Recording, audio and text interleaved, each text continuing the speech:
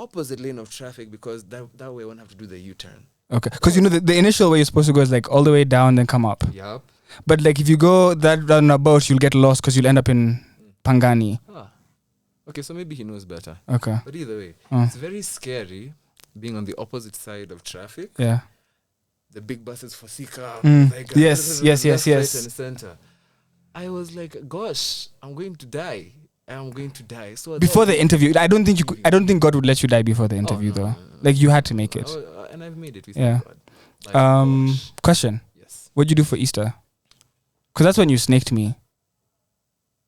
To be honest, I don't remember. For real? But there was a valid reason. One, I think around that time I was just busy with rehearsals. Okay. So now by the time I was getting back to you as far as sending the image for the poster, I was like, hey, surely 2 days to advertise this thing doesn't make sense to me. As somebody that is very big on their own marketing, I'd rather there be breathing room. We put it together nicely. I've sent you a nice photo. We posted the photo everywhere. It's gotten a lot of traction. Yeah. People are interested. People are curious. Yeah. That's good. That's working. I don't think it does either of us the justice that we deserve if I post it like a day before. It'd be rushed. Why rush it? Yeah. So, yes. I kind of noticed you through performing, in the sense of I saw you like performing with other people. But I think I saw a lot of performing, but there was no per se like you saying, "Hey, I'm like you weren't the face in the scenarios I was seeing you. Like I was seeing you, noticing you, but like you're not saying, "Hey, I'm Maali," or you know. And then I started seeing music. And I know like Josh guys and like that whole collective is so amazing. So it's like, okay. Josh has clicked. Josh, if you're hearing this, click. But so I feel like I'm like, okay, this is interesting. And then there's also like my nerdy brain of like, I know who this is, but I don't know who this is. In the sense of I could be like, hey, this is so and so's brother.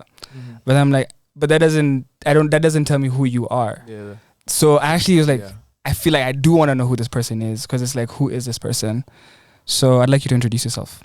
So now, usually when I do live performances, my intro is, hey everybody, my name is Maali and I'm gonna sing for you today. And the people clap and they say, oh, it's really nice. And then we start the show. Yeah. Now, I find this question. Could you do like a radio version? Hey. All right, let's cook something brand new. Okay. Let's see. Hey, everybody. My name is Maali and I'm on Radio 2-5. And then you finish it? 4. Yes, sir. That's dope. There we go. Brand new. So who's Maali? Like, what's your real name? Oh, would you ask Batman his real name? Yes. Damn. Okay. Valid. So now my government names are Ivan Thomas Maali. Okay. Send me M-Pesa on my birthday in 2 days. Yes, 420 is his birthday, guys. It'll like, you have the perfect birthday. Yes, but I don't smoke. Which is okay. But I do encourage those that do like to partake in the devil's leaves. Yeah, lettuce. Thank you. Yes. That's the one. The devil's lettuce. If you're partaking, you partake on my behalf. Just tag me on Instagrams, Twitters, everywhere. Okay. Also tag Radio 254 because now there's a collaborative effort. Of course. For 420. I believe you guys have a show. We have a 420 party. A 420 party. It's paint and smoke. Smoke and paint. Where? We can't tell you. Oh, all right. We can't tell you. I might just be there. If you know, you know. If you know, you know. RSVP is giving exclusive. I find the question of who I am both tricky and not tricky. Because I tend to now lean way too much into philosophy. It's a question of bounce around with a friend of mine, Clark King. I don't know if you. I know Clark King. I interviewed him. His music is so different. Dog. Yeah. What is he? When you're different, like you stand out. Like I'm telling you, like what is he? Yeah, he's so different. What is he? And then he produces the shit himself. Yeah, that's what threw me off. I'm like, I've been there. Whoa. Yeah. And then I went back, and then the growth from like when he started to where he is now. I'm like, have a seat. Who the fuck are you? Have you done an interview with another friend of mine, Ashton? Ashton who? Lawrence, the Eyeliner Monarch. Eyeliner Monarch. Yeah. Lovely human being. Yeah. The three of us have been friends since 2019, so this has been a very long journey for us. But we've all grown in different ways, but grown nonetheless, and we've made a lot of progress, and we do love to see that happen.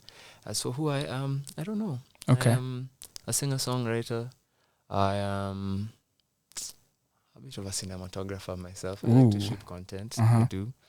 I am my mother's son. I am my sister's brother. Mm-hmm. I am the culmination of all of my life's experiences. I am Maali. It's dope.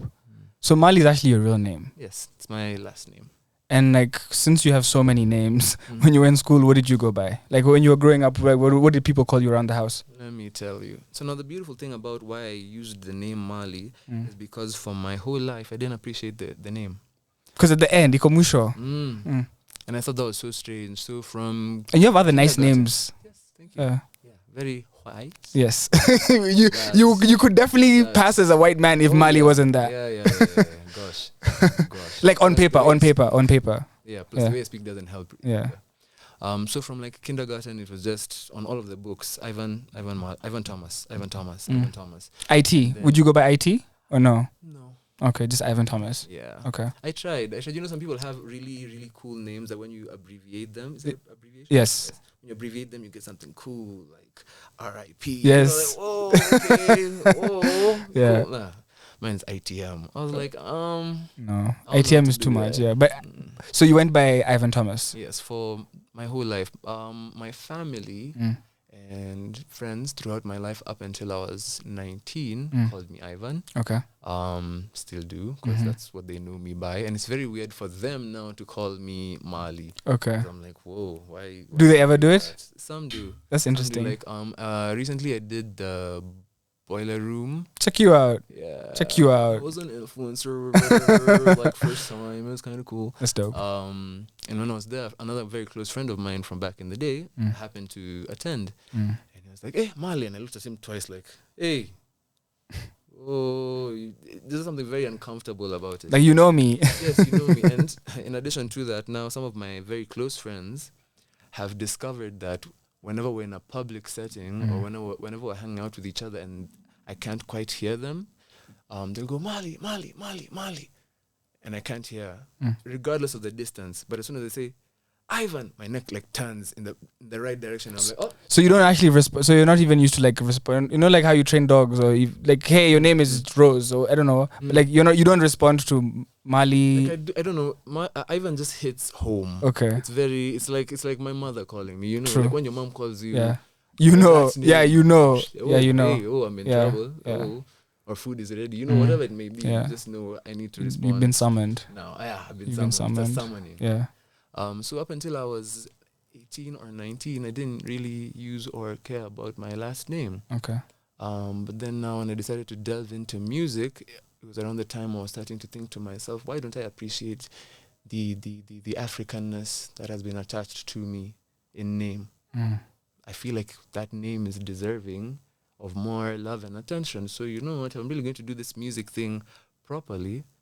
Let me use the name I appreciate, at least for the longest time, but arguably the name that represents me the most and is the most unique to me. There's a lot of Ivans, there's a lot of Thomases, but I don't meet many Maalis. True.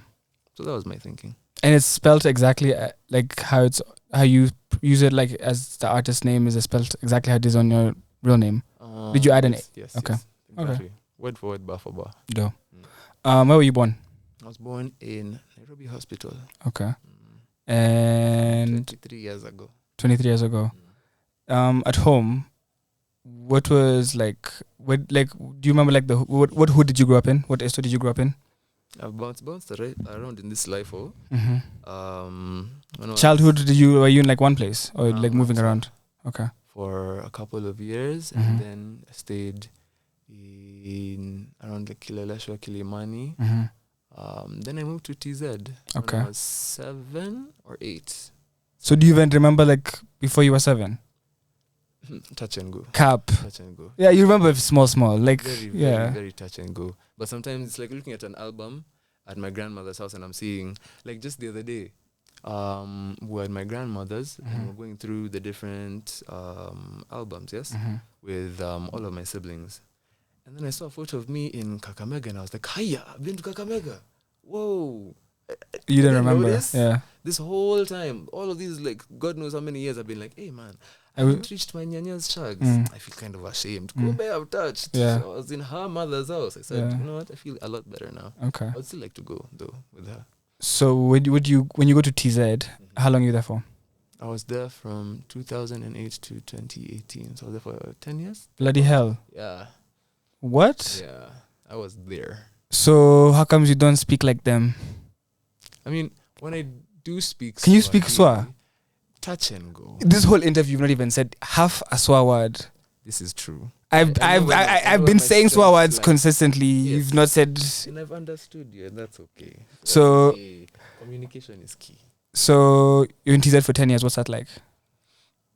One, as far as Swa is concerned, I also come from a very Swahili home. Mm. Shags is Mombasa. I know this. By all means, Mm. I should be perfect in Swahili. I know. I would argue that my accent, beautiful. Like your Swahili accent. Swahili accent is Uh. beautiful. When it's in gear nicely, Uh, when I'm going to the coast, You and can't it's be- like yeah, Mtito you can't be Ade, slacking. ooh, it comes in nicely.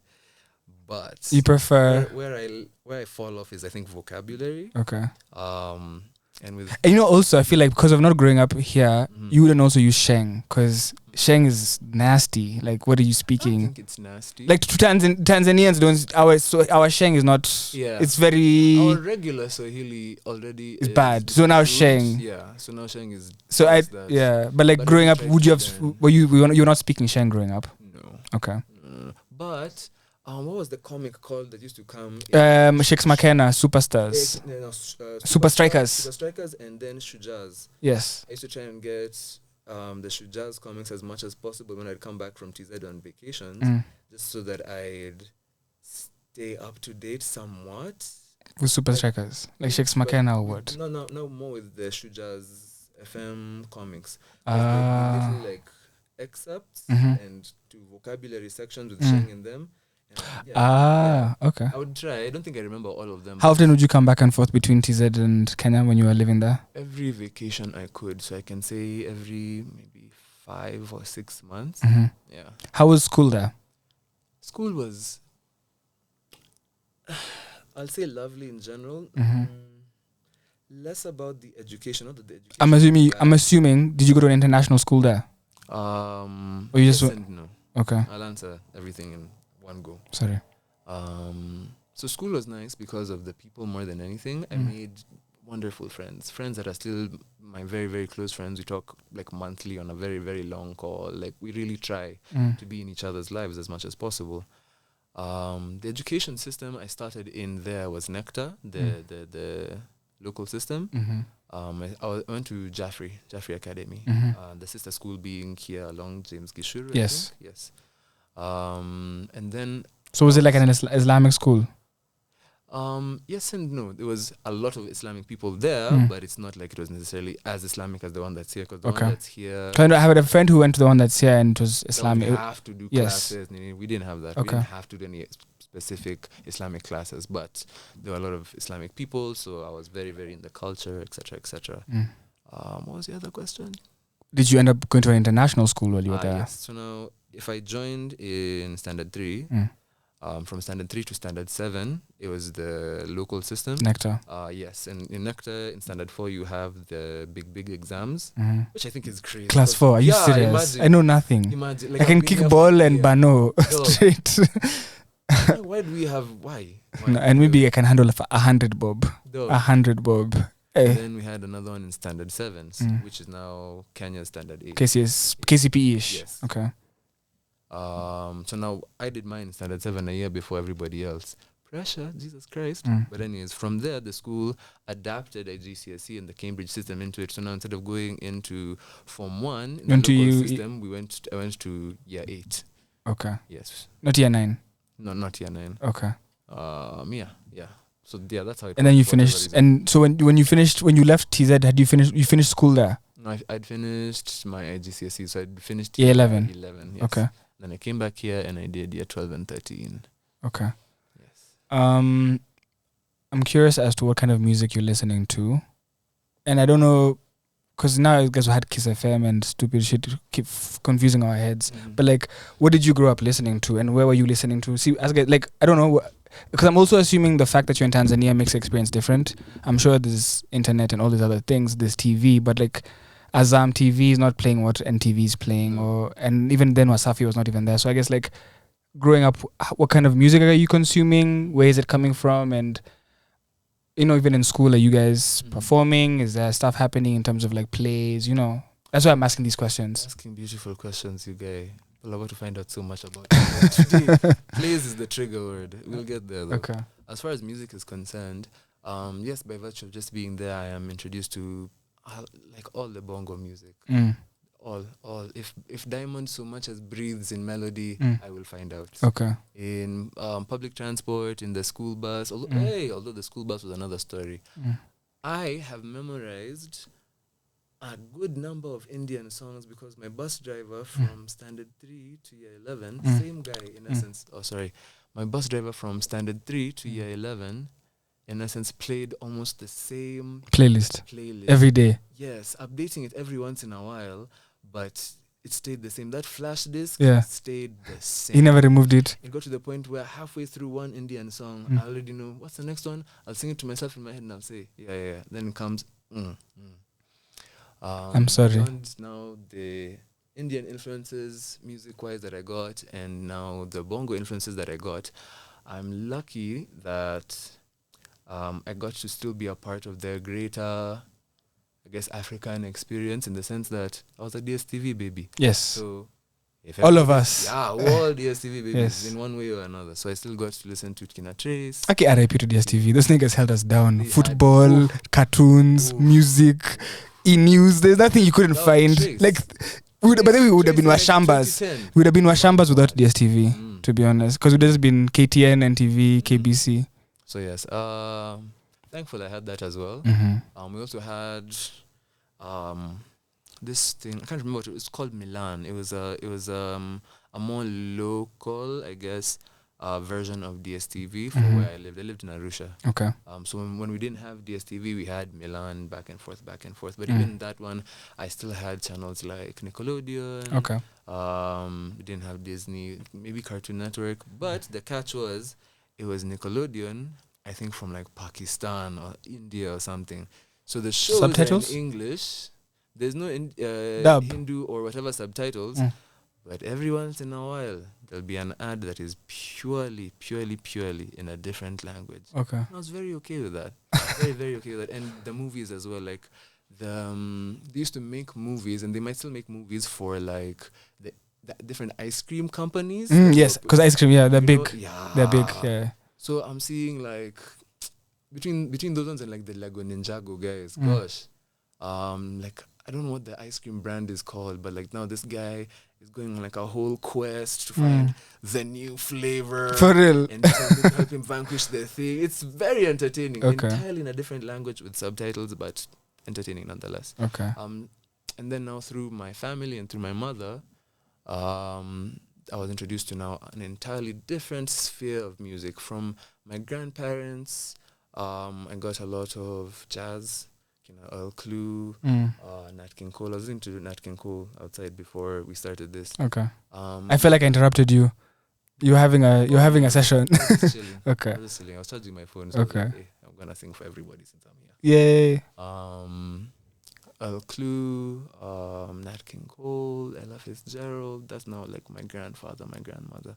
From my mom is like very, very diverse musically in what she listens to and likes, but I think at her core, she's an R&B baby. She's an R&B baby, which is where I think we got it from. Okay. So now that's Brandy's, Brian McKnight, Asha, R. Kelly, R.I.P. Who else? So I'm curious. So many. Even when you talk, Yes. there's your voice. So like, I guess I'm curious as, when do you discover that your voice is unique or your voice is different? When do you realize, maybe it's because they're singing in the shower, they're singing along, but then these pockets I'm getting of when you're able to listen to something and sing it out, remember lyrics. So like, it's dope that you can sing, but then you have all these added qualities. But I'm sure before we get to the added qualities making sense, like when do you figure out, okay, maybe I can sing? Do you come from a musical family? Extremely. My grandfather played organ in church. He has a saxophone, there's a piano in the house, in his house. There's a guitar. The guitar I use and practice at home is his. Rather, it's a guitar that he bought for my grandmother, but my grandmother didn't end up learning. Wow. So it's more an heirloom than anything, which is very sentimental for me. How was he going to convince her to play? Like I have no idea. So my mom couldn't ride a bike for the longest time ever. So my dad bought her a bike, but she never rode the bike. Oh, well, it was like effort. It's like yeah, it's cute, but it's like I'm the guitar. It's like okay, unless I'm willing to like take the time to play, there's no point, you know. Yeah. But it's a thought that counts, though. Yeah. It is and then now you have it now, which is dope. Yes. So it worked out. It got to where it worked out. Yes. So yes, I do come from a very, very musical family. That being said, I have a very, very, very musical sister. And from birth, Who's older, you or her? Her. Okay. By 4 years. Okay. About. For the longest time, I perceived her as being the musician, and for the longest time, up until I was like 19, I had no interest really in being a musician. Okay. Much as for my whole life, she's been telling me, "You're really good at music. You're really good at music. We should be like a family thing, like a boy band." That'd be so dope. It would be so dope. She really tried. It'd be like Ray J and Brandy, but you know Ray J's crazy. You're not crazy. Yep. But Ray J be crazy. Yep. But like, but he could sing, but he's too crazy. Yeah. Yeah. She really tried. Bless her soul. I love her so much. She was ahead of her time. Can you blame her? She saw and knew what the vision before you even peaked. She saw the vision. Yeah. And yes, I'll sing in the shower. Yes, we'll do family harmonies during birthdays. Every once in a while when I'm in school in TZ, inside, I'm gonna sing for this girl that I like. Polite race before I knew what it is. Of course. Was, I didn't even know what Riz was till 2022. Now it's like a thing. Yeah. People be on TikTok like Riz. No, you want Rizla? Rizla was? Nah. So now, around when I was 18, 19 is where I broke out of that mindset of, okay, yes, one, I admit I think I can sing and I can try this out. Maybe I'll start doing like covers on Instagram or something out of my comfort zone at that time, but it's a step in. It's not saying I'm an artist, it's just a cover. Yeah, it's just a cover. I'm not claiming it yet, but I'm warming up to the idea. You probably think, you're thinking about it. Yeah, I'm thinking about it. I'm still trying to figure out my footing. At the same time, I'm finding, okay, if I were to have a name, am I going to be like a rapper and have like my own alias, or am I going to find something that is more unique to me? What am I doing? What is this? What am I? Yeah. What was your Instagram name at that point? My Instagram name at that point was Wanted to be Pablo. Don't ask me why. No, I don't want to know why. But you see, it wasn't Maali. It wasn't Maali. Because Maali hadn't even been thought of. We're just making covers. It's been, okay. That's a good name though. Thank you. I won't ask. But thank you. So it made me it's dope. It's dope. Because think about Billie Eilish being what was it? Something avocados. Oh, what was her old Instagram name? I can't remember. But I was like, dog, if Drake can be Champagne Papi, of course, and Billie Eilish can be something avocados, why can't I be wanted to be Pablo? That's dope. Also, I love the Hispanic culture. I love Hispanic people. Okay. It just makes so much sense. They're so entertaining. I dig it. But yeah. So you post your first cover. What song was it? Ooh, I don't remember. Ooh. Okay, I don't remember the one that was on Instagram. But I think the one I did on YouTube, because I had a very, very brief YouTuber stint. Very brief. I tried. But you know, people be saying like people had to catch the YouTube wave early. Yeah. But I don't believe that. I feel like you could start and it could blow. But like, of course, the guys who started early are always going to have an advantage. Like if I started climbing the mountain in the morning. TikTok, to be fair. Exactly. Yeah. But I feel like you have to start in anything. Like even like right now, we say, oh, it's too late for you to become an artist. Like if you start... It's a content. Yes, I think provided your content is engaging. Take Kai Cenat, for example. Kai Cenat was not the first person to be on Twitch. He found his way into Twitch. I don't know, maybe like 2 years ago. Let's say Twitch has been around for a minute, for a very long time. People gaming. Yeah, but now he's like the biggest on the platform. Exactly, just because for very, very brief amount of time, he's been very, very consistent and very, very engaging. Yeah. Very fun to watch. If you're fun to watch, we'll keep back. So what made you transition from trying IG covers to YouTube covers? I think I did them both at the same time. Okay. Currently.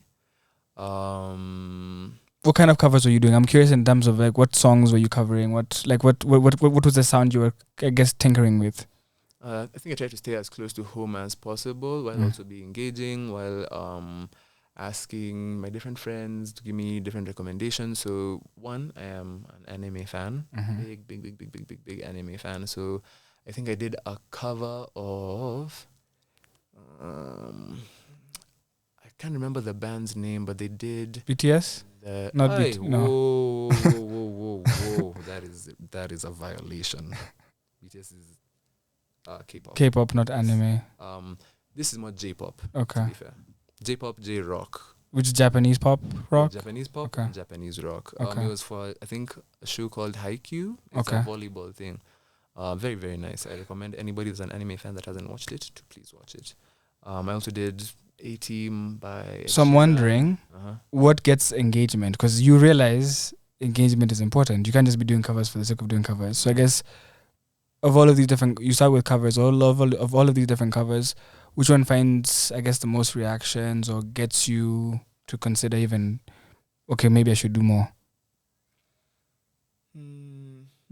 Or you don't get that satisfaction from the covers? I don't get that satisfaction from the covers per se, but I think at that point I didn't have a good grasp on how to execute things. Also, I didn't have the tools to be able to execute things in a certain way. But there's a learning curve. Who do you talk to about what? Anything, like in the sense of like when you're making these covers, like are you sharing? Are you just you're asking for recommendations, but is anybody giving you feedback in terms of maybe this, maybe that? For one, my sister. Okay. To this day, I still haven't done the one cover she asked me to do. It was an Usher song. Which one? It wasn't Let It Burn. It was one of those ones from like I think the Confessions album. Isn't my confession? Yeah, but it wasn't that one. But I just know I tried to sing that song because now at that point, the tools I have available to me is maybe my laptop and my like iPhone 6. So it's like, okay, to do this cover, I'm going to go on YouTube and find, the karaoke thingies. Yeah. The karaoke pages. I'm going to look for the song plus lyrics and it'll play there. As it's playing there, I'm going to set up my camera and then I'm just going to sing. Simple, right? Should be that simple. But now the beauty of learning more music and learning instrumentation and finding more friends and more instrumentalists is that you're able to change keys and make it such that it is maybe in a place where you're still pushing yourself vocally, but it's in your pocket. It's in your pocket because you have to find your sound, because you can't just be singing Asha songs. You have to find songs that sound like what's in your head. Yes. So now at that point, you go on YouTube, you look for the karaoke thing, you try and sing it because you know the melody. I know the melody. But it is not in my pocket. So now I'm trying to You're forcing it. And mind you, I'm at the point where I have no concept of vocal technique, what's good, what's bad. I'm just out here damaging my voice, the whole thing. I'll finish doing a cover and I'm like, yo, my throat hurts. It's like trying to do a cover. Like there's a chick, I was watching some Voice of Africa show on Citizen. This chick was trying to sing. Did I violate? No. Okay. This chick was trying to sing. Rihanna Stay. Just the other day. Yeah. And then she burned. And then it's like trying to sing the Whitney Houston. And you can't. Like you're wasting. Your voice can't get in that pocket. Like there's people who that's their bag. But then that's what you're saying. What you're saying is important in the sense of you have to figure out your voice and.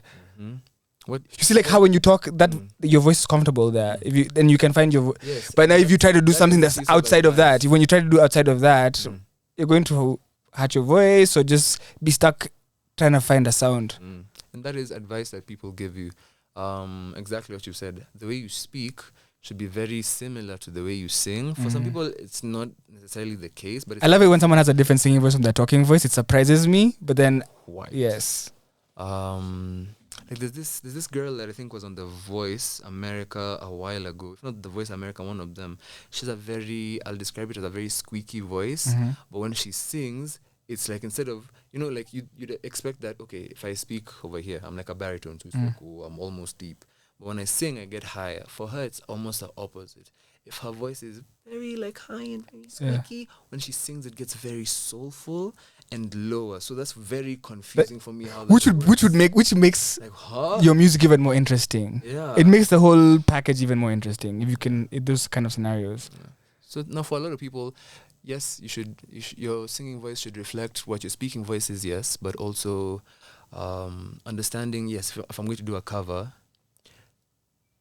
how am I doing the cover? The beauty of watching shows like The Voice, American Idol, for you guys that grew up on American Idol, one thing that Simon they Cowell. always People emphasize- will never even remember Simon. Dog, the The nigga was a good. Like he made that show like he was mean, but we needed his meanness. Like yeah. Needed it. Down just like Yeah. ooh. And Secrets would like butter them up, be like, hey, it's Yeah. okay, It's okay, go back to people are Kansas. crying. Go back to Kansas. Crazy, gosh. One thing they emphasize is learning to make the song your own. And that can be a very hard thing to understand. Like, what do you mean, make it my own? Figuring out what your tone is like sonically. You know, where do I sound the most buttery? Where do I sound the strongest? Where, when I'm singing a line or a lyric, is it delivered its best within my voice? Is it something more breathy? Is it very powerful? You know, where am I? And what tools and what places in my voice do I need to use to be able to deliver that as best as possible? You know? Yeah. So yeah, not every cover is for everybody, but every cover is for everybody. You just need to find how to do it for you. So you do covers for a while. I'm curious as when do you write your first song? Well, I was a terrible songwriter. Jesus is Lord. I think I tried in early 2018, just dabbling in the house, showing my mom, hey, what do you think about this? And she's like, it's okay. It wasn't okay. But thank you, Mom, for encouraging me writing right now. You know, we tried and tried. But I think the first. What was the reason that you were trying to write? Like, were you trying to write a song? Were you trying to write what you were feeling? What was possessing you to write at the time? I think I just wanted to be able to be the kind of artist that both sings and songwrites for themselves, expresses things in their own way. Also, because I had such a good blueprint of that in my sister, it was a very realistic goal. Like, we come from the same place. Surely, yes, we are different people, but if you can do it, I feel like I can do it as well. And then now the more I wrote, whatever, the different reasons I found to continue doing it. Now, right now, music is like journaling for me. It's dope. In different ways. If not journaling, if I'm writing for somebody else, it's less about me and it's more about your life experience, or just trying to put in context and in wording other people's experiences. But yeah, the first song I think I successfully wrote was one called Charger. This was a point where me, Clark, and Ashton were still doing music. It's like early 2019. We're doing music in Ngong. We'd all come from wherever we live to a studio in Ngong. Ashton is the one that invited us, the both of us. And we didn't know each other before that. So now the studio is a mutual ground. So how do you... Let's slow down for a second. How do you link up with Ashton and Clark? So you guys, so you guys, how are you guys brought together? And then why do you need to go to a studio? Like, is there like, okay, we're a group? Is it like we have this song? What's the vision in the sense of why are you going to the studio? Because, I can't imagine leaving the house to go just to the studio. Nobody does that. No, we do. Yeah? We do. People do. For real? At that point, we have a studio here. Can people just come and just sit in the studio? Not just see it, but you're coming with... Okay. Oh, okay. I understand what you're saying. Like, why are you guys going to the studio? Yeah. So now, how Ashton found me. Ashton is a very... we both think we're ambiverted, but I think we're just very extroverted. Ashton hit me up on Instagram. He just happened to find one of those Instagram covers. For real? Yeah, just obvio. And he said, wow, you're so cool. I'm in a music school currently. I have a show like this coming Saturday. Let's say it's like on a Monday. Yeah. This coming Saturday, I have a show over here. If you're able to come through, please come through. A ticket is this much. And, you know, like you'd expect somebody to be like, oh, yeah, I'll be there. And then you don't come. But I don't know what possessed me. I texted. You actually went? Yeah, I actually went. I don't know why. Where was the gig? Somewhere along James Gishuru. Okay. Yeah, I really went. Yeah. And then from there, we've just become very, very close friends. So you got the gig, and then how's the music when you get there? Had you seen him play before? I've never seen him. So what were you impressed? What was the music like? I think I found him. Because did you go with expectations? No. No. I just went to sit in on music, and funnily enough, the person I was then is in a lot of ways the person I am now, in the sense that I'll go to a show, especially if it's a show by a person I don't know, and I'll just kind of like skulk in the back, just chilling, and just listening, appreciating the music, making my own like tiny notes. So you like watching other performers? Yes, I really do. Okay. I think I've reached a point in my life where I'm a big fan of music. So I'll find myself going to shows that are just very strange. Like a couple of weeks or months ago, I found myself in a spot that was playing like Portuguese house music Where? or something. I will not disclose this information because you know what I really want to go to. I want to go to a Meet Me. Oh, you should. I'm There's one so this Saturday. yes. Yeah. I won't be able to go this Saturday, but I'm so curious as what the vibe is because I love the music and the collective. So I'm like, I feel like that's what we need to do more of because those are the vibes. I like very niche events like that one. Yeah. It sucks that they're niche, but it also doesn't suck that they're because if everybody went, it'd be not the same. I like that I can go somewhere and not necessarily be recognized or not know people. Or the people that I do know are just very, very close friends of mine. So it's like, I feel like somebody has put together like an impromptu bash. Okay. So I'm here for this. And then the music is very nice. The last Meet Me I went for was Meet Me at the Garden. Okay. Again. James Gishoro. Yeah. Yeah. That was now Ndungu and Zoe. I think this week is Ayana. Yes. And Ndongo. Iana, sorry. For those that are listening, I think you should definitely go for that show. Saturday? Support Kenyan artists. It's this Saturday. Yeah. In Karen. I can't remember where. Okay. Please do. DJ Karuga. Come on. Yeah. So, we're talking about your songwriting. You write Charger. Yes. So, is Charger for you? Remember. Of course, nigga. So, is Charger for you or for someone else? Charger was for me about someone else. Ooh. At that point, did she like leave her charger and you had to like get it back to her? No. It's more complicated. Charger is one of my best songs, I'd argue. For reasons I struggle to explain, but I will try. The words for Charger are, I'm intoxicated, heart so fixated on loving you even though you've gone. I still love you today, never happy, belated. These feelings for you never change. But, baby, why'd you leave? I need you here with me. I haven't gotten sleep. I see you in my dreams, and that's the only time that I get some relief. I'm putting my phone on the charger, drunk on Tuscalaga. Rehab just isn't a choice. I was recently out of a relationship, and I was coming to terms with a lot of different things. So now I think I considered this person someone or something I am in a way addicted to. So now when I'm saying rehab just isn't a choice, as much as the thing for me to do right now is to check into rehab and detach myself from this person, I don't want to do that because I'm still in a position, in a place where I still love them very much. Verse 2. Rehab just isn't a choice. I think I've gone crazy, been missing scents lately, as in smells. Perfume. I'm a perfume baby. If you have nice perfume, my brain just fries. Okay. Fries so quickly. Think I've gone crazy, been missing scents lately. That perfume helped love bloom in me.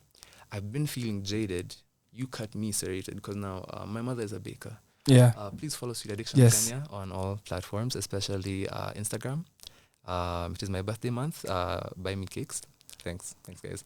So now I know that a serrated knife, the very, very bumpy one, cuts a certain way.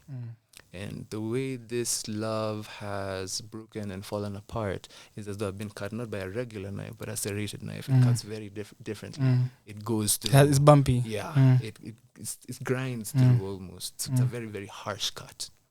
Been feeling jaded. You cut me serrated, and my wounds will never heal. Pre-chorus, chorus again. And now verse 3 is where the song takes a huge shift. I sing, my heaven on earth is now in heaven, implying not that I've broken up with them, but they have died.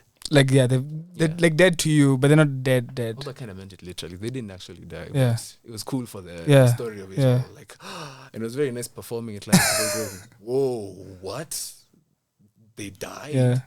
My heaven on earth is now in heaven. And the second God calls me, I'm gone. To see her. That's You- how you God like says, you- it's your time to die as Mm. well. Peace, love, and light. Me, I'm gone. I'm out. I've checked out. You guys have a great time. I'm going How to- long did you take to write this? Like, what's the process of writing this song? Is it you feel all of it at once and you write it, or like was it reflection? Was it in the moment? Like, how like when you write it, when like I the think process. to write the whole thing, it took me about a week. Mm-hmm. Writing the verses and the chorus was easy, but if I'm not wrong, Ashton is the one that helped me write the pre-chorus. If not giving me the words and the melodies, just as simple as him telling me, I think it needs a pre-chorus. And the pre-chorus is a very integral part of the song. Now I think it really stitches the whole thing together. So Okay. I think in total, it took What's me the about a chorus, week. pre-chorus sound like?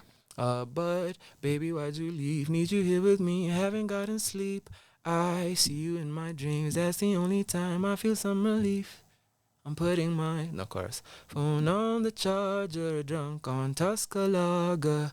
Rehab just isn't a choice. I'm putting my phone on the charger, drunk on Tuscaloosa. Rehab just isn't a choice. Yeah. So now that's pre-chorus into chorus. Gosh, thanks. It's an amazing record. The hook is crazy dope. Waiting for my EP whenever Gee. it comes out. So with regard, so you write Charger, putting it out. So let's even go back. You didn't answer a question I asked you. Wewe na Clark King na Ashton munaenda kwa studio Ngong kufanya nini? Kuvuta bangi? You don't even smoke bangi. So what are you going to the studio to do? So now around that time, Ashton was invited to the studio, and because now we were building our bond and he was building his own bond with Clark separately, he felt, okay, I value this person, these people as musicians. I would like to go to the studio with them, the studio that he is going to now record his album. An album which I do not think I will disclose its name, but we're getting very, very close to it being released. Okay. Should be releasing this year. Ashton, I'm so This sorry year. if I'm leaking information I shouldn't be. But yes, that was his intention. Okay. In addition to that, he wanted to just write songs with us and to practice songwriting and musicality with us. So now, whenever we'd go to the studio, we'd just be writing songs. We'd be working on other people's songs, maybe putting BGVs, just being musicians. Did you enjoy this? To be musicians, pardon? Did you enjoy it, like doing all of this stuff? I did. Okay. I did. It helps me affirm for myself that I do have it. I have the thing in me. Songwriting and being a musician, like any other skill, craft, and profession, is something that you work on constantly. And the more I've done music, the more I've learned this, and the more I've continued to do it harder, do it better. I don't know. I personally feel like I've loved seeing you come out of your shell. Thank you. But there's a bit that I'm missing in my little storyline. When you come back from TZ after year 11, you come here for 2 years. Between the time that you're there, between the time that you go after year 11 and 12, or 12 and 13, what do you do after? Where do you do 12 and 13, and then what do you do after? Because I guess that's also just cancel it. It's okay. Number 2, it's okay. Just cancel it. So by the time you're finishing at 12 and 13, I'm wondering where you go next, because I'm curious about the path you choose after school. But I also curious if coming back to Kenya is like fun. Is it interesting? Where do you go? Is it like when you come back, where do you go and where do you start? Does that make sense? Yes, I believe so. Okay. Me coming back after year 11, ended up going to SCLP Samaj. After a interesting turn of events, it wasn't the school I was meant to go to. I was just meant to switch from one Jeffrey to another, but things happened. Mm-hmm. During year 12 and 13, I still didn't necessarily have the urge to do music. If anything, in year 12 and 13, I got even more reserved. I think I felt somewhat uncomfortable. When you went to Tanzania, yes. what took you? What took? I wouldn't say you guys. What took you? What did your parents have to move for work, or what was the reason you went to Tanzania? Yes. My mom had to move for work. Okay. She was getting into what's it called? Tourism, Mm-hmm. which is very, very big in TZ. Nice. And she just slowly built her way up, learning website design, the tricks of the trade, etc., etc., building her own company. So that's why we moved there. Okay. Yeah. And when you move back, do you move back with the family or you move back on your own? I moved back with the family. Okay, so now the business, they leave the business, so they sell the business and come back, or how does that work? Yes, she did leave the business because now, because of the different, I'll say general global level crises that kept happening. That is Ebola.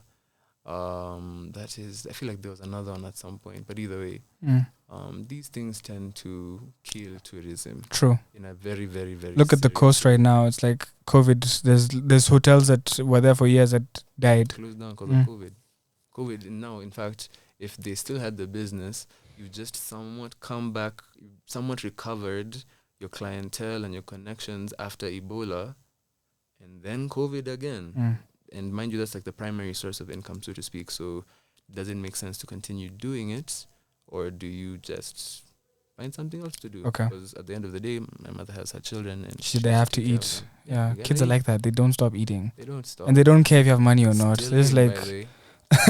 Still eating. So when you come back, now you guys move back. Yes. And you go to school. What are when you say you in school, you're saying you're becoming more into yourself, which is unlike you, because you're.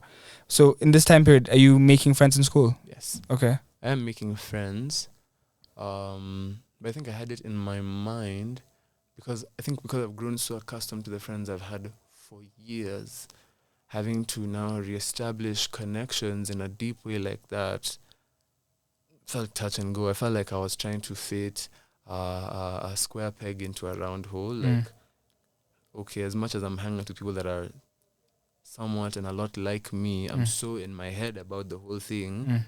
It doesn't feel natural. Yeah, it's forced. Back to it feels forced. I fluctuated between them. I had people that I hung out with often, and I still hang out with them. We still talk. They're very, very cool people, and I came to love and appreciate them and to get out of my own head as time passed. But at the very beginning, I was very reserved. Okay. Yeah. So school doesn't really matter, but I'm curious as to, as you're growing up, what do you want to be when you grow up? Like young Thomas Ivan, 10 years old, like as a youth then, what did you want to be? First, it was an archaeologist. Then it was a pilot. Why? This is where we slow down. You just like rocks or what? I was an Indiana Jones baby. Okay. I didn't know archaeology was about rocks. This man was going to caves, guy. Caves. Hidden caves. I was an what's it called? I was an Indiana Jones baby. I was an avid Scooby-Doo watcher, and there were certain Scooby-Doo storylines that involved archaeology. What? The idea of mummification is so crazy. I've always loved history. I've always been a history student, so it just made so much sense. Plus, it just seemed kind of cool to be, at the forefront of discovery. Yes. I found, the lost treasure. Did you like the drip as well, or just the journeys? The hats, the cowboy boots, the whole yeah. The canvas outfits. God, I love the whole thing. The idea of being able to just pull up to Egypt and I find something new, or we are in a submarine and we find a lost treasure. So you like adventure? I do. Okay. Quite a lot. And then you decide pilot. Yes. And then after that? After pilot, now aviation, I think lasted the longest, and it was what I geared myself towards from primary into secondary into now from after secondary I should have gone into aviation. But the problem with aviation for me was at the end of my A-level experience, Mm-hmm. yes, I have the grades to get into aviation school. Yes, I've interned at aviation schools at Wilson's when I come back from TZ. Yes, I think I am generally good at this, naturally even, nonchalantly, but I don't care. Care about what? Aviation. I don't feel a passion when I think about so it. when you what made then why were you saying it, or why were you projecting, like, where were you? No, this is a discovery of sorts I came to now towards the end of Form 6. That, okay, yes, I'm doing all of this to be a pilot, but do I even really want to be a pilot? Like, when I think about doing it, I just feel like I'll be bored. I'll be miserable, and my life will be binary, and I'll be waking up every day, going down here to get all the way to Wilson's, to flight school, to do the thing, wash, rinse, repeat. So, black and pause. white. I love this. In your mind, as you're realizing this, when you're asking yourself these questions, what seems fun or what seems better than that? Okay, you've been saying since you were a kid, I want to be a pilot. So even your mom, your aunties, everybody knows kid's going to be a pilot. So if you have to change the dream, you have to come correct as well. Like, okay, I want something else, but you want to be a pilot. So it's like, what sounded more enticing? Industrial design. Okay, what the fuck is that? In doing the aviation course, and I was talking to I call him the headmaster of the flight school. He mentioned that it is important to have a degree regardless. True. Because now, in case of a COVID or this, that, or the other, in case there's life, in case of life, you have a backup. Yeah. So I traverse the internet, Google, what jobs pay the most 2013. You scroll, and then I stumble upon industrial design. What I liked about industrial design... You see, these are new things. I don't even know what the fuck that is. Industrial design and or product design, in essence, is to be very vague and blunt. Imagine the first watch that was ever made. Yes, it is the way it is. It's cool. Industrial designers are the guys that are told, okay, look, the watch is dope. I would very much like it to be waterproof. Can you upgrade it and improve on it such that it is now waterproof, but it's not too heavy, it's not ugly. Okay. You guys make things better and more efficient and just... And still ergonomic. And you same with like now phones. iPhones. You're not a product manager where you're selling the product, but you're looking at the product before it's even at the market level to figure out how can we make this product competitive? How can we add value to it? Because if it's waterproof, we can add that and say it's a waterproof watch. Or we can say, I don't know, diving speed or whatever nonsense can be industrialized. Okay. So in essence, the way I perceived it, being an industrial or product designer is being an inventor. And I was like, oh my God, that's so cool. I get to be creative. Yeah, that's true. Because industrial designers are the ones who put in patents for like stuff. Yes. Stuff. And industrial design applies to so many things. Making... So you actually went to flight school? Yes. Like you were going? Briefly. Did you have any hours? No. Takeoffs, landings, nothing? Okay. Theory. Yes. Okay. But I did touch sky for a second there. I wasn't in the front seat, but I was in the back. Okay. They thought I'd throw up, and I didn't. And that's how I knew I was meant for it. Okay. The thing about product design that is also really cool is that it applies to so many different things. So now imagine a regular stool, and that being what a gamer uses to game, or somebody in office. But then now an industrial designer will come and say, dog, that's really terrible for your back. Yeah. It needs to be more ergonomic, and it needs to be more supportive. Especially like even hospital beds or all those kind of things have to have all these features and considerations. So now there's furniture, there's car design. But in Kenya, do they offer like a program for that? I don't think so. I think... So where does this Google rabbit hole lead you to? Because... America. Jeez. So because you have to finish high school. So after high school, what happens? After high school A-levels, I applied to different schools, but the one I really wanted to go to was the Savannah College of Art and Design. Georgia? Yes, sir. Oh, a man of class. I like you. Cool. Very cool school. Beautiful stuff. There was that one. There was the Rhode Island School of Design, RISD. That one, very good school. The thing that really, really made me laugh about that school is the fact that their school mascot is a penis. What? Yes. You can Google it. I will not be Googling. RISD for my people at home. Mascot. MASCOT. Don't mess up the spelling. He'll be there. I was in shock. So you and you still applied? Such an unserious school. And you still applied? Yes, I still applied. Okay. Because it's a great school. Okay. But I liked the more humorous aspects to it. Like, whose bright idea was this? Okay. But SCAD was my priority. And I did get into SCAD, and I did get a scholarship, but it was a partial scholarship, and having to find funding for... Especially international fees in the US. Crazy. It's expensive. Talking about $50,000 to $60,000 a year. So even if you're like, it's insane. So if it's 50 to 60,000 a year, if not like a term or something, it's really, really. That's what I'm saying. Yeah. I've maybe shaved off like 30K, but there's still 30K I have to find for myself, which is a lot of money. Still insane. Yeah, and the dollar's not even as bad as it is now. Yes. Yeah. So now my resolve in that moment was, I emailed them and I said I'll defer, and at the point where I am able to fund this for myself, I'll be back. Okay. Which helps me. I feel like this gives you time. It helped me build and strengthen my resolve for being a musician. Because now the more I lean into being a musician, the more I value myself as a musician, the more I get myself out there, the more people see me and say, hey, no, you're the future. You are him. I see it. I see it more and more and more. The more I'm like, no, it's very achievable for me to build on myself in something that I truly, truly love.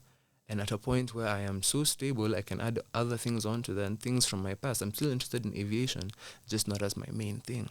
And you can pursue all of these things because you have time. Yeah. So what do you do with all of this time then? Because now you've finished school, you've deferred uni. How do you spend your time? Figuring out what to do. At the beginning, it was the studio sessions. But then we stopped doing the studio sessions because... I guess we came to a mutual agreement that it wasn't benefiting us. We didn't feel, nor did the people around us, that being me and my friends, we didn't, us and our advisors, our parents, Ashton was in a musical school. It was in Saudi Academy. The Saudi Academy shut down, unfortunately. Yes. But I know Natalie. Yeah, Natalie still has something else. Yes. But it's a smaller. Yes, it's smaller, and it may purely be online. I can't quite remember right now.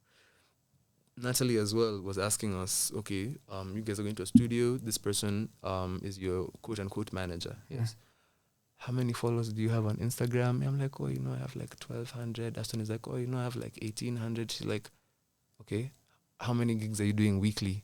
I was like, we don't get weekly. It's kind of sporadic. So she said, and she's very direct, and we love that about her. You need that in your life. She said, so what is this person managing?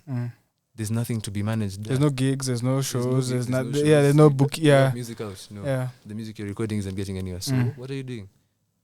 I think you should leave that space and find yourself anew. And we did that. Ashton went on to start this thing called the Wanderlust Party. This is like in 2019. 2019, 2020, 2021, 2022. We are now in 2023. Ashton is throwing some of, in my opinion, the biggest and hottest events in Nairobi. That's dope. Recently, he did Barb's Night. He did... Shit! That was a movie! And you know what? Can I tell you something? Yes. Sometimes life, things don't work out. No, not sometimes. All the time, things in life, when things don't work out, it's actually things working out. Yeah. Like if I tell you my fucking story, I used to make music and then now I'm here. So... It's sad, but like in the sense of like, but that was not supposed to happen. Like, it's not sad. You gave me a look. No, I was joking. But like, if I didn't make music, I wouldn't understand the pain points of an artist and want to have a station that plays Kenyan music, because I've been an artist and I know how hard it is to get your music played or market yourself. So I've talked to artists, be like, we don't want money, we want people to hear our music. Imagine the other day Spotify was telling us they have millions of songs that have 0 streams. You know what that tells me? Your mom, your cousin, your girlfriend is all lying to you that they're listening to your song and they're not listening to it. You know, because how does someone release a song and nobody listens to it? Yeah, that's kind of crazy. You know, like, someone's lying to you. So I feel like sometimes things not working out ends up being an amazing thing. Like you see when you're saying Ashton is throwing parties now, he found his groove. Yeah. So where did you end up? It's so funny now. If we left the space we were in towards the end of 2019, going into 2020, I've started to find and be booked for certain gigs here and there. And I feel as though I'm really, really building up towards something. As weeks go by, as months go by, I'm seeing progress. It's a very tangible progress. It's you can plot an imaginary graph in your mind, not of the speed at which you will get to where you need to get to, but the general direction in which you're going. Was 2020 COVID year? COVID was still COVID, yeah. Yes, The beginning yes, of it. yeah. No, January to March, let's say even November 2019 to March 2020. I really think I'm doing so well. The quantity in which I am now being paid for shows has gotten higher. The recognition I'm getting is a lot better. I'm continuing to songwrite, so that's doing really well for me. There's a general plan that I have that I'm working on. There's a future there, there's hope there. Then COVID ruins the whole thing. But it didn't. Because now in COVID, I'm stuck in the house, but before everybody's put in lockdown, I text my grandparents. And I'm like, hey, since I'm going to be in the house a lot, I would really, really like to borrow the guitar. And I was stuck in the house for months, learning guitar, and that entirely changed how I wrote songs. And it made me a lot better. And because I was in the house and had all this time, I did artist development courses. I read books on songwriting. I read books on music business. I did just so much. And I started building projects. I have started writing a project that's purely like indie music, reminiscent of, let's say, Kinoti's first project, that kind of very acoustic sound. Safe Space. But yes. Love that record. Safe Space. Say less. God. Yeah. There's that one. I've started writing rock music. I've started writing Afropop. Afropop, which has now come out. That wasn't written then, but that was the beginning of a person and a songwriter that is able to write a song like Stagger or co-write. I wrote with Josh. Okay. Yeah. I'll take only on Twitter. You see, I'm plugging people. Wow, I'm so happy. As you should. But yes, so COVID that wasn't even necessarily a curse. It was a big blessing for me. So, because had you never had that time to look at courses online, to practice learning guitar, it kind of gave you time to reevaluate. Yeah. And see that I can improve myself in all of these different ways, and it's not like I have anything better to do. This is the best thing this is it. But like for you, this is it. Like you have to make or break it. Like and then your dreams and your hopes are pegged on this as well, because you hope to make it in music so you can actually go and study what you want to study, or be able to have a hobby like AVA. Like, you can't be sleeping out here. You can't, like, and Natalie was right in the sense of you can't. So I have beef with you. It's simple beef. And I was actually scared because I was telling my producer, I'm like, what am I going to talk about with a guy with 2 songs? So my beef with you is, where the fuck is the music? When you sang Chaser for me, I clapped because that's a beautiful record. Nigga, I can call Taskalaga and we can make a deal right now. Don't release it yet. But like, we've been cooking. Okay, good. That one. So, talk to Maya. But yeah, so I feel like the music is amazing, but we don't have it. And it's not released, so we only know. Even someone who's going to hear this interview will go find Dancing at Deja and Stagger, but they won't. And I know you've got sauce. I know you've got. So that's my beef with you. Where's the music? Where the fuck is the music? Like, niggas are going to look at you as a nigga with 2 songs. Yes. And that's not an accurate portrayal of you. I'm sorry for the language, but like, you can't be doing here 2 songs, my guy. That's okay. Everybody starts somewhere. Of course. My musical journey has been funny because if I'm recording songs in 2019, those aren't necessarily my best songs, but again, we all grew. I have had setbacks from then up until now. Now is a point where I can say I'm at my most stable. Because now after we leave the space in 2019, 2020. And I'm sure that wasn't easy. It wasn't easy. And we can't even, it wasn't easy. Because you've been putting in your time there. Yes. And I'm sure there's emotion, there's investment, there's Yes. human beings. Yes. So, yeah. I go on to record an entire EP with Clark, and then we lose all of the data. So now, round 2, I've tried recording music and that hasn't gone through. Ikaoga. Shit. Okay. So third time's a charm. I'm currently on my third time Mhm. and the music is coming out. I'm releasing music very consistently. Building on that. There is a lot of music. Yeah, A I'm lot of sure, music. because you A write and you lot. perform a lot. I'm sure it's there, but it's not here. You know, it's It's coming not though. here. Like, if you die today, you know we only get this. Imagine there'll be a posthumous album. Imagine. Who's putting it together? You trust these niggas? There's AI. They'll find a way. You heard it, yeah. They'll find a way. But my beef is not a real beef. I'm just saying, like, give us music so It's we can coming. play it and we can enjoy it. I can. They just release closed. music. Yes, it has. They just closed, Which bro. is like the whole point. Yes, the Because song. Yes. I really wanted to actually listen to it there. And I want to do like a little maybe. What if they could like open Deja for one day for you? You should do I would that, love bro. that. I know I a guy. would I know love Glenn. So like you could open Deja for a day. Like a day. Yeah. Just a little meet cute. That'd you be know, dope. Meet and greet type thing. We all come in all black. When's the EP dropping? We can make this happen. I cannot disclose that information. We'll talk about it. You gave Ashton's release date. Give us I yours. did not give you that. I said it's I'm this. Yeah. How long do we have to wait One, before we there's can a eat? strategy in place. Okay. How long do we have to and wait a before we strategy can that eat? Okay. Ideally, it was supposed to come out in July. Okay. But I'm gonna push it back a little bit more. And keep dropping singles. This man them has so many monthly listeners. Give us music. I'm reworking my strategy for the better. But it's building towards a lot of music right now.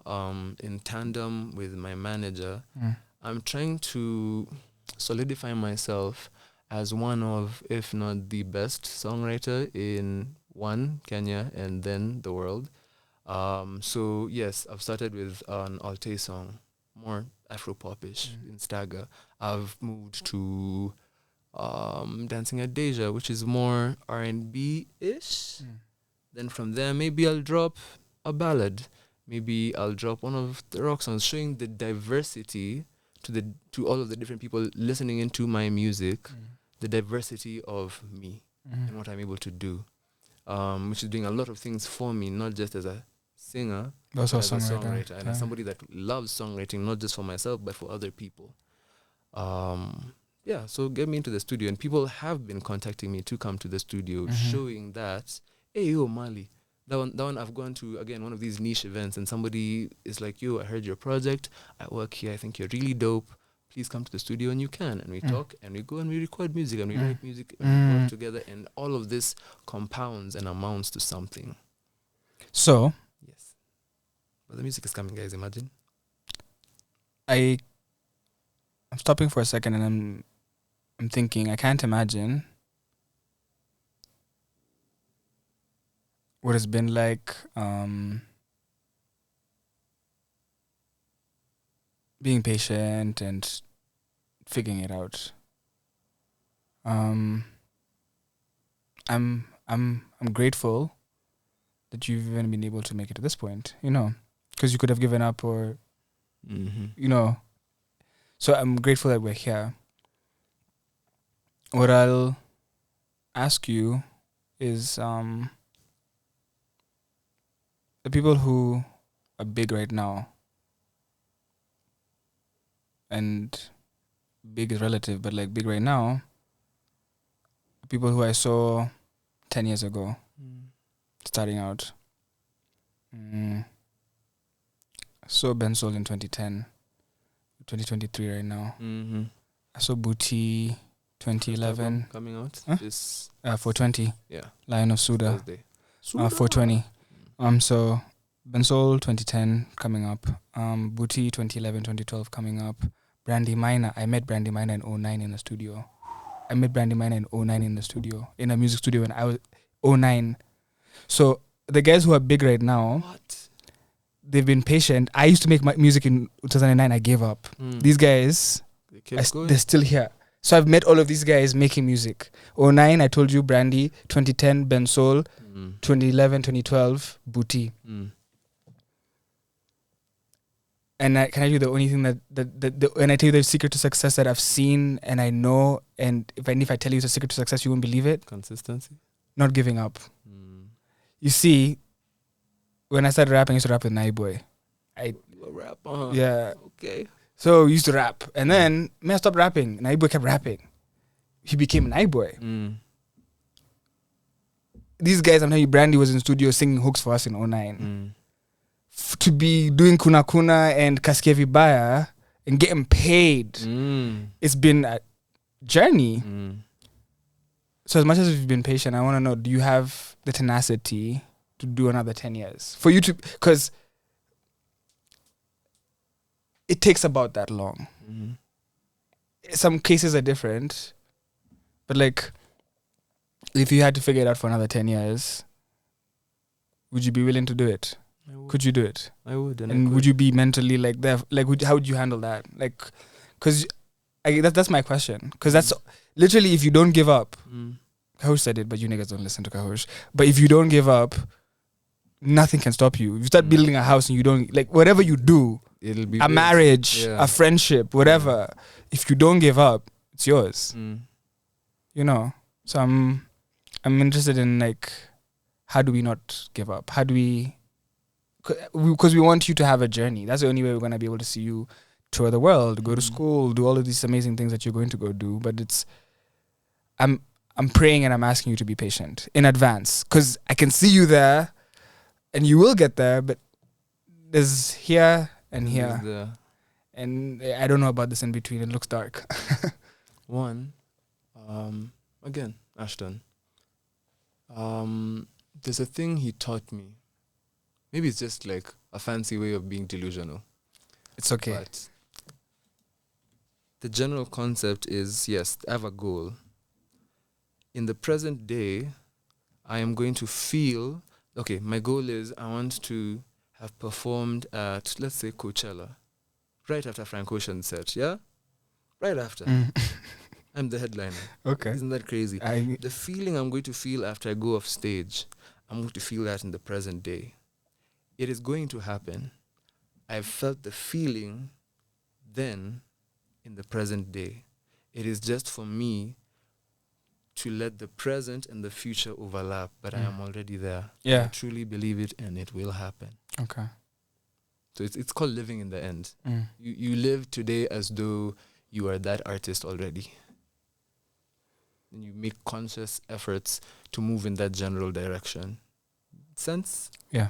Okay. As we wait, what does the EP sound like? You don't have to tell us the date, but I'm just curious what the sounds are like. Is it, I know you've talked about raw, but like, can you give us like not a taste or a teaser, but like tell us what it's about, or tell us what are we looking forward to? Can you tell us anything? And if you can't, it's okay. I can tell you that as a songwriter, in that period of time, I was very, very influenced by like the early Ed Sheerans, my A-Team, JP Sax. I love JP Sax. JP Sax and Julia Michaels are just phenomenal songwriters. Okay. Jesus. Also really like Bruno Major. It's a very... I'll describe it as a very simple sound. Not to say that there isn't complexity to it, but I like simple music in the sense that I like an artist, I like a songwriter that can make something sometimes really hard to put in words, using the simplest, the shortest route possible to get to that feeling, the description of that feeling. Expect a lot of painted pictures about the are we going to get Chaser? And downfall. Yes, Charger. Sorry. Same thing. Although I do have a song called Chaser. I wrote it a couple of weeks ago. Okay. Months ago. Yes. With a friend of mine called Muzondu. He might have been here before. Okay. Maybe with Valerie or Maya, if Maya has been here. If they played both live. both have. Producer wise, who are you working with right now and even on the EP? For my EP, it's primarily Josh. Okay. Damn. Josh out here like that? Hey, Josh is in the future of music right now. It's a bit nuts. Okay, that's dope. He's got his hands in a lot of pots. I love that. Yeah. This Ramadan. Crazy. So production is primarily Josh. Yes. Okay. Also, how did you guys like do that? Like, how did you guys sit down in one? Like, did you guys do like a camp? Were you guys just working different songs? Like, how did it end up being that he was the guy who was able to take you on that or put you in that place where you could express yourself on the EP? I think to the best of my ability, the way I'm going to answer that is, one, the songs had already been written. As it stands, I think I've written maybe 6 or 7 EPs, and like different genres, mind you, and like maybe 3 albums, and I keep writing more and more music. That being said, And these could be for other people, which are songs you could sell. yes. Okay. Oh yes, like to be honest, I didn't want to release Stagger. For real. Yeah. Who did you wanna? I was just gonna send it to somebody and try. So I was like, no, this song actually bangs. Have you? Really deep, is there a song bangs. that's out that you've written that someone's like voiced? Co-written, yes. There's some of Ashton's. There's one with Xenia. I don't know when it will come out or where it's coming out. I haven't had this conversation with her, but there's one there. And if there are any others, how does it feel when you hear like people sing your songs? It's so dope. For real. It's so dope. Like I think when we were that's what I was done asking. Nairobi R&B earlier this year, and okay, we are doing Stagger, oh black attire, Desiree, or desire. So we've done verse, chorus, verse 2, pre-chorus 2. When we're getting into chorus 2, I almost lost focus on stage, because at that point the people in front of me were louder than the music behind me. It was very surreal. So for a split second, I kind of disconnected. I was like, wait, come back. Because you need to catch your... Yeah, professional. Yeah. Oh my God, they know my song. What? My song is catchy. This is so cool. Yeah. But then still having to be the live performer, the very entertaining person. But it's nice. And I know for some people, it can be very painful for other people to sing your songs. Like you think to yourself, oh man, it should have been me. I should have been the one that is... Like imagine writing like Angela, Boutros, and then Boutros is getting all of the hype and the credit. And it was you, yeah. It was your genius. So now imagine the guys who write for Beyonce. Dog. They can't sleep. I'd cry the whole night, but I'd be eating my money well.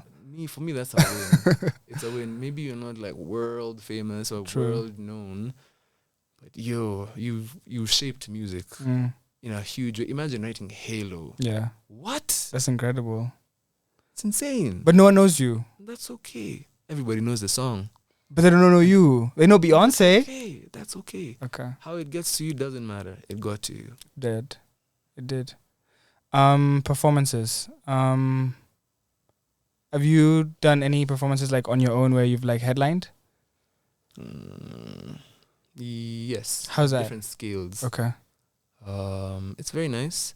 In 2021, for the entirety of the year, I was doing a show with Clef and Bandana. Shout out Clef and Bandana. They have a new EP that just dropped on Kitoweo. It's on YouTube, soon to be on other platforms. Rasamore is our in studio. Yes. He produced the whole thing. It's now on streaming. It's it's also on streaming. It's on Spotify. Oh, lovely. They did a thing on Sunday at Boomplay. Oh, that's lovely. Last I checked, it was just on YouTube. I was very confused. I was like, no, but now it's under Rasamore's Apple Music. Okay. Yeah. Okay. So yeah, they had invited me to do a live show with them, a live show that they still do. It's called Gold. Okay. And that was, I think, an invaluable experience for me because it was a monthly show. So now, let's say we started in February. We did the show in February. Between February and March, I have to schedule rehearsals. I have to put together a set. Who do I need on the set? Who do I not need on the set? What am I trying to achieve? And every month I try to achieve something different. For this show, it'll be a purely just classics set. The next one, there was one I did, and I said I'm not gonna do a single song in English. One will be in Swahili. I did one in Hindi. I don't think I did one in Japanese, but I did one in French. And you can sing in a different language easy, like the same way you would sing in English. Like it's learning the lyrics was hard. But the singing of it is easy. Okay. So setting myself different goals in between all of these different sets. Because that challenges you. Yes. That challenges you. The French song, I think, pushed me in a songwriting way because the way the French speak in comparison to how you're reading the lyrics, how they bend the words into each other is so, for lack of better words, weird. It is so weird, but it's really, really cool. it's the same thing someone like Eminem will do with how he bends words so that it rhymes with other words, and in addition to that, doing internal rhymes to small. This and this in the middle of the sentence, but it actually rhymes with this at the end of this sentence. But this, it's so intricate. So yeah, just giving myself tiny missions like that for the entirety of the year, and the way it progressed from beginning of 2021 to end of 2021, I ended up solidifying myself within that space to the point that I understood myself more. One, I'd constantly leveled up myself in a short period of time. But also, I'd come to see that, no, I can be a show closer. I know how to do it. I know what people need. I've been constantly working on my audience engagement to the point that even right now, you can throw me into a show, and if there are any technical challenges, that won't throw me off. Not to say that there were technical challenges there, but just, it was almost like... You worked on your craft. You worked on your craft. So now, if something is going wrong, it won't really show. I'll just keep it pushing. I'll just keep, and I'm a very, again, extroverted, very. So when you're doing your sets, person. I'm seeing you like incorporate different things. Like, do you ever perform, like, now you try out your songs, like the songs you write? Like, you've written so many songs. You like try out songs while you're performing. Like, I guess, do you perform your music as well? Yes. Okay. I try and incorporate as much of it as possible. As much as you said you have like a small beef with me, I feel like my long-term fans have the biggest beef with me because they've been waiting. And imagine they've seen these songs performed already, so they know what they sound like. Like when you did that shit for me right now, like, whoa. Like, no, whoa. Heard that for the first time live. Now, my challenge in a studio is, do I keep it the same because it came from a certain place, came from a certain feeling, emotion, time of my life? Do I let it sound the same? And do I let it sound as close to home as it was for my original fans and my long-term fans? Or do I update it in a way that it is still reminiscent of what it once was, but it is something very new? So for my old audience and for my new audience, people that don't know me yet, both of them are having a new experience. Yeah. So now the latter makes more sense, I think. For both the new and, for everybody. The new and the old. But the other one is more sentimental. So... Because now when I'm singing that one live, that is me at my rawest. Like, I'm the kind to almost break down on stage. Like, it's very real. It comes from a very, very real place. Okay. Yeah. With the EP, is it already like recorded, mastered, like everything's done? No, only songwriting wise. Okay. But we are in the middle of the process, which is another reason for me wanting to just give it more time. So like the songs, like you're saying, are completely done. Now it's not figuring out, okay, now we need to record this, produce, like all of that. And that isn't a very long process per se. It's just a consistency thing, consistently getting to the studio, which can be tough for an indie artist sometimes. True. But we try and we will get there. We are there. So if it's written but not recorded, it could take different. So now, understanding all of this, I have a more perspective. Now my only thought now is, who's helping you with the strategy? In the sense of, okay, cool, we've figured out this is the direction and this is what we want to do, and if we want to do this in a specific way, are you getting help with that? Is there like who's keeping you accountable? Is there deadlines? Like, you know, like, because talk is nice and nice. Plans are nice, but if you don't actually do them, I don't care for talking, because plans like COVID 2020, like plans, you can plan all you want. But I bought a cruise. I was gonna go on a cruise. I didn't go on the cruise. COVID said fuck your plans. Like so, it's like this planning, is it being held accountable? Like because I love where you're at in terms of your music and your level-headedness. And I respect the choice to like figure this out and do this in the way you're doing it. I'm trying to figure out, okay, there's a plan, there's a strategy. Who's giving you accountable? Yeah, who's on this? Who's checking you? Who's helping you? In regards to just the project that's coming soon, or my career as a whole? I think those. I think. It's the same. It's the same. Like okay, Maali's. direction in general. I'll say I have like a tiny team, so to speak, comprised of my manager and my friends. As far as what direction I am going musically, I'm constantly in conversation with Josh, for example, and Ashton in regards to what I want things to sound like. Um, I'll send Josh a plethora of examples. We'll sit in the studio after having been there for like 5 hours, starving.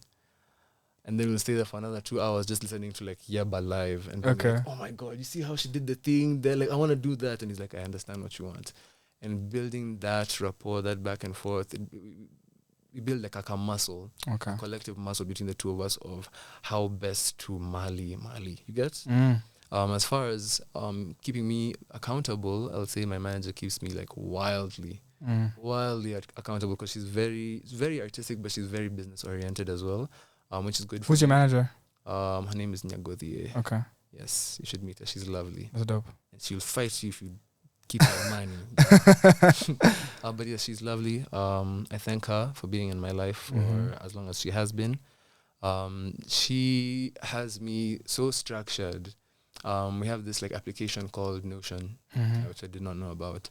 On Notion, I have fleshed out the release dates, the release strategies, the concept for visuals, for the album, the EP, the singles, for shows, for this, that, and the other, and it's all in calendar. All. And so far, I haven't missed a single date. So today, and I feel like today when you're coming, you're like, okay, I'm leaving. I've arrived. Like, you're very detail-oriented. And I feel like that's good. It's going to help you. Like, those kind of habits, like, that's the stuff you need. Like, because if you fall into that trap, it can't hurt you. Like, what's wrong with being on top of everything? Yeah. My 2 final questions. Going to keep it very simple.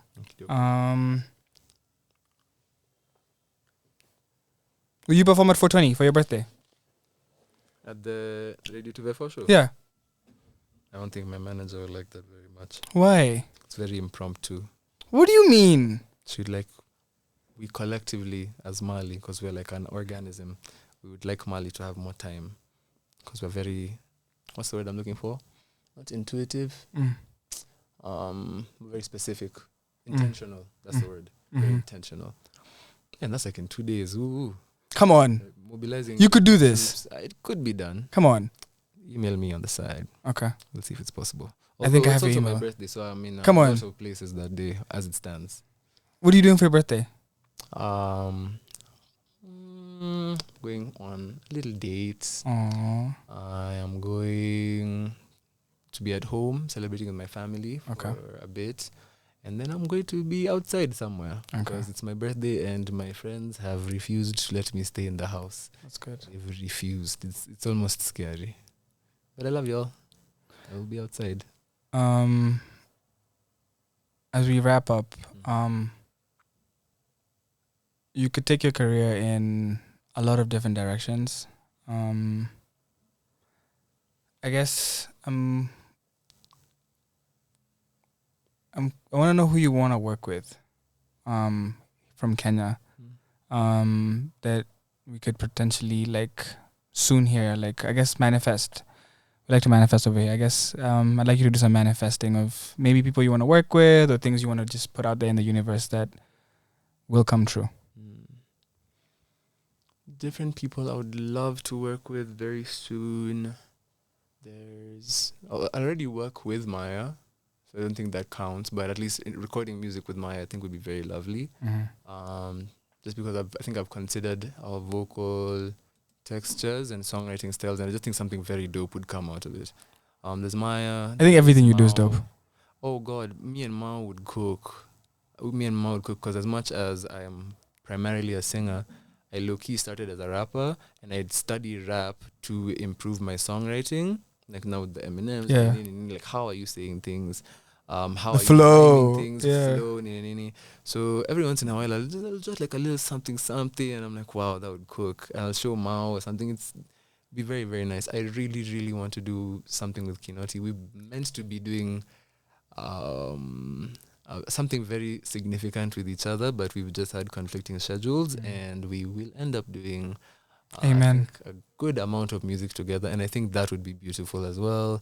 Njerai is dope. Emma Cheruto, dope. Valerie, dope. Zinia, Lisa Odor. Oh my God. So don't know. God.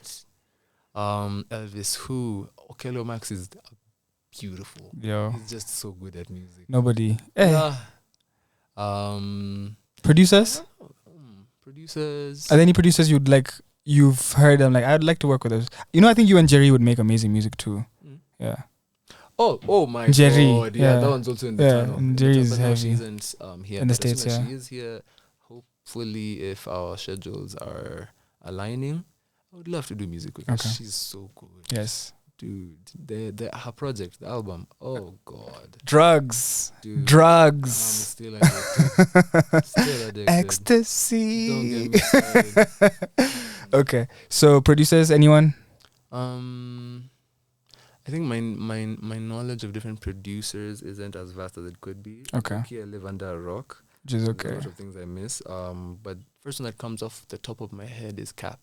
Ooh, Cap is really dope. that'd be interesting. Yeah, That'd Plus be interesting.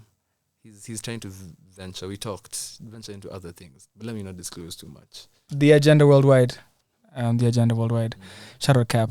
What do you want to say to the world as we wrap up? I think that I'm excited about the future. I'm excited about hearing the music. But I'd also love to see you perform. So I hope that I can get to see you perform soon. But it was also a pleasure getting to know you and even understand like who you are. I think that the internet doesn't do you justice. You're an incredible human being. Thank you. Yeah. Thank you. Parting words. Remember to drink water. Drinking water is important daily. Oh, kunywa maji. Hey, wait. I'm trying to be cool. Sorry. You're distracting me. Jesus. Remember to drink water, guys. Remember to move in love and in kindness, not in hate. Remember to manage your expectations. Remember to set good expectations and good goals for yourself, regardless. Have fun. Enjoy life. Stream my music so I can release more music. If you see me outside, say hello. I'm not a very intimidating person. I do like to interact with people and fans of my music especially. And yeah, peace, love, and light. My name is Maali, and I think I'll be back here Soonest. Yeah. Soonest. Soonest. We're gonna get him on a stage. He's refused for 20, but we're gonna get him on a stage. Stay tuned. Yes, we will. Ladies and gentlemen, that was a interview with Maali on 254 Express, and I'm very, very grateful for everybody who's been listening. I don't know where you're listening from right now, but wherever you're listening from, check out Maali's music on streaming platforms. It's MAALI. And he's got 3 songs out. He's got Stagger the remix, and he's got Dancing at Deja. I want to make some phone calls, see if we can open up Deja for one night so we can like dance at Deja and like let the record play over and over again. I think that's too easy. So stay tuned. But enjoy the music, check it out, support Kenyan music. We are the home of Kenyan music 24/7, 365. Goodbye.